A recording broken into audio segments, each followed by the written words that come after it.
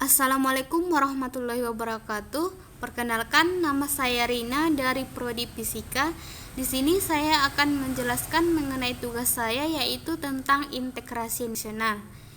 Nah, yang pertama saya akan menjelaskan mengenai pengertian dari integrasi nasional, yang dimana integrasi nasional itu berasal dari dua kata, yaitu integrasi dan nasional. Integrasi berasal dari kata bahasa Inggris, yaitu integrate, yang artinya menyatu padukan, menggabungkan, mempersatukan. Sedangkan dalam Kamus Besar Bahasa Indonesia, integrasi artinya pembauran hingga menjadi satu kesatuan yang bulat dan utuh. Sedangkan kata nasional berasal dari bahasa Inggris, yaitu nation, yang artinya bangsa. Nah, dalam Kamus Besar Bahasa Indonesia ini, integrasi nasional mempunyai arti politis dan antropologis. Yang pertama, secara politis, di mana integrasi nasional secara politis berarti menyatukan berbagai kelompok budaya dan sosial dalam kesatuan wilayah nasional yang membentuk suatu identitas nasional. Yang kedua yaitu secara antropologis, yang dimana integrasi nasional secara antropologis ini berarti proses menyesuaikan di antara unsur-unsur kebudayaan yang berbeda sehingga mencapai suatu keserasian fungsi dalam kehidupan masyarakat.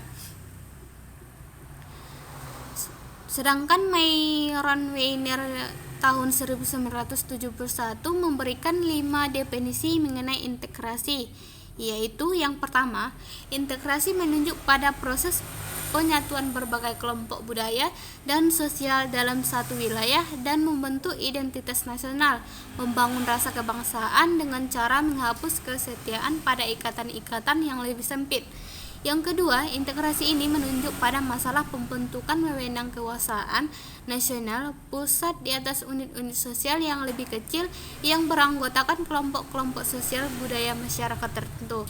Yang ketiga yaitu integrasi menunjuk pada masalah menghubungkan antara pemerintah dengan yang diperintah, mendekatkan perbedaan-perbedaan mengenai aspirasi dan nilai pada kelompok elit dan massa. Yang keempat yaitu integrasi menunjuk pada adanya konsensus terhadap yang diperlukan dalam memelihara tertib sosial. Nah, menurut Myron Weiner ini memberikan 5 definisi yang tadi. Yang kelima yaitu integrasi menunjuk pada penciptaan tingkah laku yang terintegrasi dan yang diterima demi mencapai tujuan bersama. Sejalan dengan definisi tersebut, Myron Weiner ini membedakan 5 tipe integrasi. Yang pertama integrasi nasional, yang kedua integrasi wilayah, yang ketiga integrasi nilai, yang keempat integrasi elit-elit massa, yang kelima integrasi tingkah laku atau tindakan integratif. Kelima pendekatan yang selanjutnya kami sebut sebagai faktor yang menentukan tingkat integrasi suatu negara. Itu ada beberapa. Yang pertama yaitu adanya ancaman dari luar, yang kedua yaitu ideologi nasional, yang ketiga yaitu gaya politik kepemimpinan, yang keempat yaitu kesempatan pembangunan ekonomi, yang kelima yaitu kekuatan lembaga-lembaga politik. Nah, yang selanjutnya saya akan menjelaskan mengenai pentingnya integrasi. Dalam masyarakat yang terintegrasi dengan baik merupakan harapan baik bagi setiap negara. Salah satunya adalah Indonesia, sebab masyarakat yang terintegrasi diperlukan bagi negara untuk membangun kejayaan nasional demi mencapainya tujuan yang diharapkan. Hal tersebut dapat terjadi dikarenakan belum terupaya dengan baik untuk mengintegrasikan masyarakat, seperti halnya pada era reformasi tahun 1998. Berbagai macam perbedaan suku, budaya, dan agama, bahkan kepentingan pribadi membuat Indonesia tidak dapat mencapai tujuannya. Sehingga dengan adanya integrasi usaha untuk menyatukan berbagai macam perbedaan dapat dilakukan. Selanjutnya itu faktor-faktor yang mempengaruhi integrasi nasional. Yang pertama yaitu faktor pendorong integrasi, di mana ada beberapa faktor pendorong integrasi nasional yaitu sebagai berikut. Yang pertama yaitu adanya rasa senasib, seperjuangan yang diakibatkan oleh faktor-faktor sejarah. Yang kedua, keinginan untuk bersatu di kalangan bangsa Indonesia sebagaimana dinyatakan dalam Sumpah Pemuda tanggal 28 Oktober 1928. Yang ketiga yaitu rasa cinta tanah air yang di kalangan bangsa Indonesia sebagaimana dibuktikan perjuangan merebut, menegakkan dan mengisi kemerdekaan. Yang keempat yaitu rasa rela berkorban untuk kepentingan bangsa dan kepentingan negara sebagaimana dibuktikan oleh banyak pahlawan bangsa yang gugur di medan perjuangan.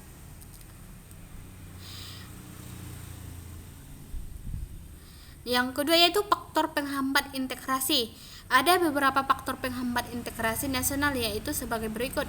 Yang pertama, masyarakat Indonesia yang heterogen atau beraneka ragam.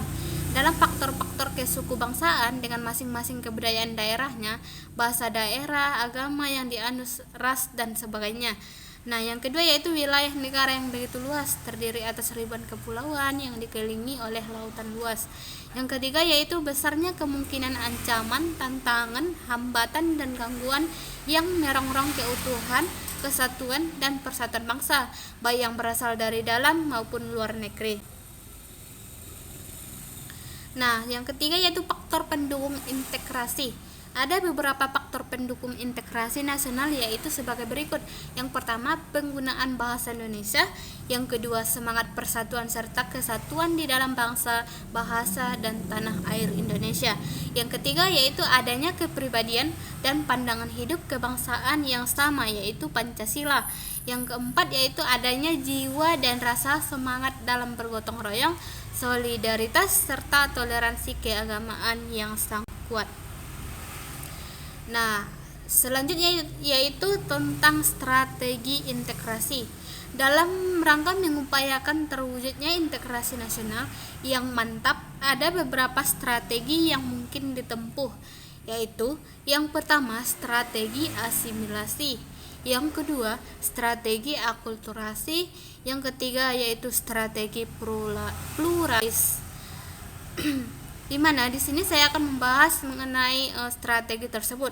Yang pertama strategi asimilasi, yang dimana strategi asimilasi ini yaitu pencampuran dua macam kebudayaan atau lebih menjadi suatu kebudayaan yang baru, di mana dengan pencampuran tersebut maka masing-masing unsur budaya melebur menjadi satu sehingga dalam kebudayaan yang baru ini tidak tampak lagi identitas masing-masing budaya dalam pembentukannya.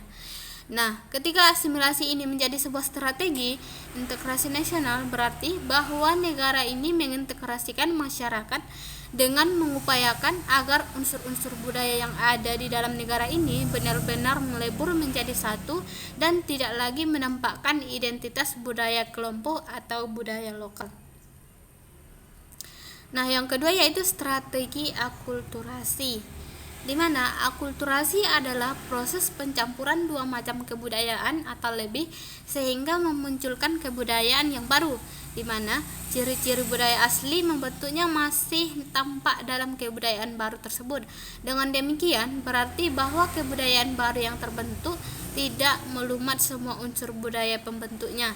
Apabila akulturasi ini menjadi strategi integrasi yang diharapkan oleh pemerintah suatu negara, berarti bahwa negara mengintegrasikan masyarakat dengan mengupayakan adanya identitas budaya bersama, namun tidak menghilangkan seluruh unsur budaya kelompok atau budaya lokal. Nah, yang ketiga yaitu strategi pluralis, di mana paham pluralis merupakan paham yang menghargai terdapatnya perbedaan dalam masyarakat. Paham pluralis pada prinsipnya mewujudkan integrasi nasional dengan memberi kesempatan pada segala unsur perbedaan yang ada dalam masyarakat untuk hidup dan berkembang. Ini berarti bahwa strategi pluralis dalam mewujudkan integrasi nasional negara memberi kesempatan kepada semua unsur keragaman dalam negara, baik suku, agama, budaya, daerah, dan perbedaan-perbedaan lainnya untuk tumbuh dan berkembang serta hidup berdampingan secara damai. Jadi, integrasi nasional ini diwujudkan dengan tetap menghargai terdapatnya perbedaan-perbedaan dalam satu masyarakat. Hal ini sejalan dengan pandangan multikulturalisme, bahwa setiap unsur perbedaan-perbedaan memiliki nilai dan kedudukan yang sama, sehingga masing-masing berhak mendapatkan kesempatan untuk berkembang. Nah, sekian yang dapat saya sampaikan. Jika saya ada kesalahan kata, saya mohon maaf. Wabillahi taufiq wal hidayah. Assalamualaikum warahmatullahi wabarakatuh.